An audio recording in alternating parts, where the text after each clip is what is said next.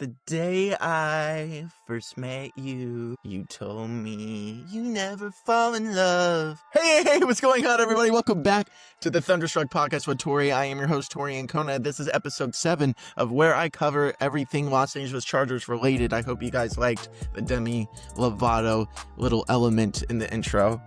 Anyways, I've had a pretty hectic week. I don't know about you guys. I've had so much homework. Shout out to Cal State Fullerton College for doing that for me. But it reminded me of a memory, so let me know in the comments if you experienced this at some point in your life, if you're a football fan, that you would watch Sunday football all day long, and then you would turn on the Sunday night football game, and, you know, the waiting all day for Sunday night, that would come on, and then you would be like, crap, yeah, I forgot all the homework that I was supposed to do until now, and then you are starting to panic. And yeah, that happened to me a bunch in my my life, and it will probably still remain relevant until I graduate. So yeah, let me know in the comments if that's ever happened. But anyway, let's get into the good stuff of the Chargers versus the New York Giants preview. Very looking forward to seeing if the Chargers will go from 3-0 to 4-0. I actually didn't research this portion, but I do not remember the last time the Chargers were 4-0, but I do remember that the last time the Chargers were 3-0 until this year was 2002. Over 20-something years, the Chargers haven't had a start like this, and honestly, this is a pretty mellow opponent compared to the Chiefs, Raiders, and the Broncos. So I'm very much looking forward to that. And the Giants are 0-3 going into this little quarter of the season. And there were some games where they showed some sparks, but at the same time, it's a real mess what they got going on right there. And the elephant in the room is Jackson Dart, rookie quarterback, will start his first game versus the Los Angeles Chargers. Now, I'm looking forward to this as a football fan, but at the same time, I am really convinced it's going to be a rough afternoon for Jackson Dart.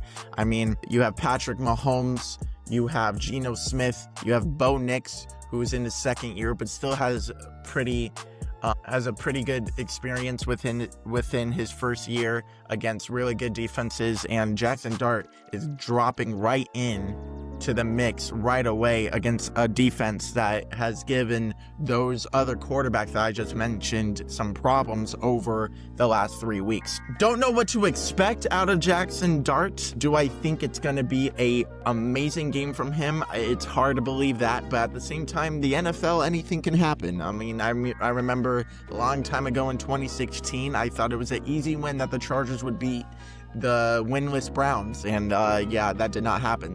And also, speaking of the Browns, they beat the Packers last week, so anything can happen in this league, but at the same time, I'm so confident in Jesse Minter and Jim Harbaugh to really outcoach Brian Daboll and his staff, and I'm looking forward to seeing outstanding performance from not just the Chargers defense, but the Chargers offense. So we'll get into that later in the episode, but first I'm going to mention the injury report for this week. The Chargers will have no Darius Davis. They will have no Mekhi Becton and Will Dissly in this game. When it comes to their replacements, I think Jamari Sawyer will be comfortably the right guard for this game, filling in for Mekhi Becton. We also elevated Foster Sorrell and Kamani Vidal to Kamani Vidal or Kamani Vidal. Let me know in the comments. I'm really sorry. I know he made some plays last year, so I want to make sure I get his name right, but I believe it's Kamani Vidal. So, Kamani, if you're watching, I'm really sorry. I'm wishing you the best. Anyway, so maybe Kamani Vidal, if that is your name, you will likely be maybe on the kickoff team, but maybe not, because maybe this is the time we elevate Keandre Lambert-Smith into the mix. A very, very promising rookie. We've seen that in the preseason. He had some speed, so maybe he can be on the kickoff returning, and, you know, Darius Davis was normally the punt returner, but I'm really comfortable seeing Ladd McConkey as the punt returner, because I believe he was a punt returner at Georgia. I'm not not so long ago, so maybe, you know, he can show some sparks in that aspect. But yeah, no Darius Davis, so likely we will see Keandre Lambert-Smith more involved. If not on offense, definitely maybe special teams. So good looks on that. And then Will Dissly out for another week. I really hope he's back on the field because he's really effective in the run game and also a very underrated pass catcher if you need some yards. But I'm really looking forward to another week, another Oronde Gadsden amazing performance. He really shocked the NFL world, and he really showed that he's a reliable target at 6'5". And I know he's a rookie, but he was so crucial to the Chargers' big win against the Denver Broncos. I saw it with my own eyes, and he consistently made plays on third down. He consistently showed some really nice pass catching ability, and, you know, Herbert being 6'6" will take advantage of that big target, so much so that I think Oronde Gadsden is going to get in the end zone this game. Yes, it will be a red zone read by Justin Herbert. He's gonna lace one right to Oronde Gadsden. So that's gonna kick off the prediction so far that I have of this game. But yeah, I think Oronde Gadsden will get more involved in the play calling, but also in the red zone area. I think he will get a touchdown. You can book it. Bradley Bozeman and Elijah Molden are questionable, but if Bradley Bozeman doesn't give it a go, then Andre James, who showed some experience at center for the Las Vegas Raiders / Oakland Raiders in his career, will get the start. And I'm honestly pretty comfortable with that. He's a veteran for a reason. He was ranked top 13 when he was in the lineup not too long ago when he was playing that position for the Raiders. So I'm very looking forward to seeing that. Also, we showed some guard position schemes for Andre James, and he wasn't as effective, but I think his dominant side was definitely playing center in his career. So I'm very much looking forward to that, if that will be the case. If not, Bradley Bozeman is a tough player, so he might push the play. But if not, I think Andre James was such a really solid signing, just in case if we needed a backup center to fill in for Bradley Bozeman, who has been playing much better than he has in the last year or so.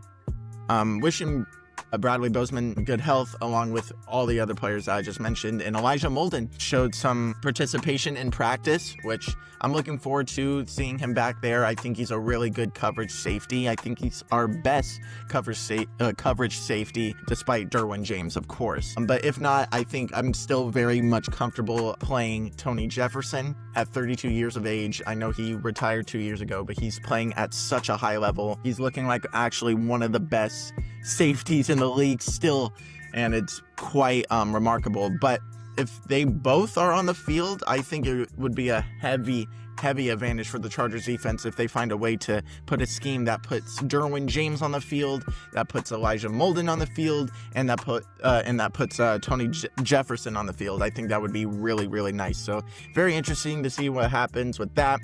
For the Giants injury report, Graham Gano, their kicker, is out. And the other notable name that I recognized was Tyrone Tracy is out, so probably their rookie running back out of Arizona State that they got in the 4th round, Cam Scatabo, I don't know. But he's a really outstanding rookie prospect, and I think he's going to get a lot of touches this game, especially if Tyrone Tracy is going to be out for this game. So eyes out on that. Already mentioned a little bit about the elephant in the room, Jackson Dart starting his first game. It's very tricky because there's no actual film of Jackson Dart except for, college and his few drives in the preseason. So I know he's a mobile quarterback. I know he also puts the ball in harm's way at multiple times, but he showed some flashes from the tape that I've seen. So just be on the lookout for, he is a running, scrambling quarterback. He can hit players if they're open. So eyes out on that. But I think if Deion Henley is a quarterback spy, Tuli Tuipulotu is one of the highest pressure rates in the NFL. I think Tier Tart is going to show some sparks. Bud Dupree. We have the defensive line to really step up. Even though Khalil Mack is still not on the field, I think maybe playing Kellen Farrell, Rashad Weaver, show him some sparks there. Nice rotation